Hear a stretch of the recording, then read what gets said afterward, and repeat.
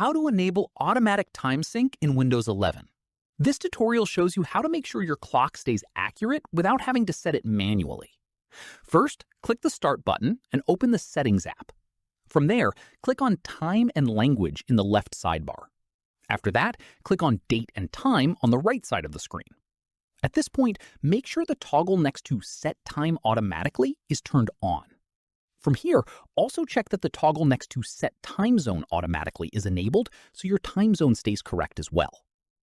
Following this, scroll down to the Additional Settings section and click Sync Now to force your clock to sync with the Internet Time Server immediately rather than waiting for it to do it on its own. After that, you'll see a line below the button showing the date and time of the last successful sync, confirming everything is working correctly. Finally, if the sync fails or your clock keeps drifting, it could be a sign that the Windows Time Service needs a reset.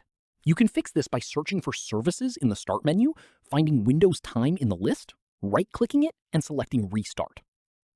That's how you enable automatic time sync in Windows 11.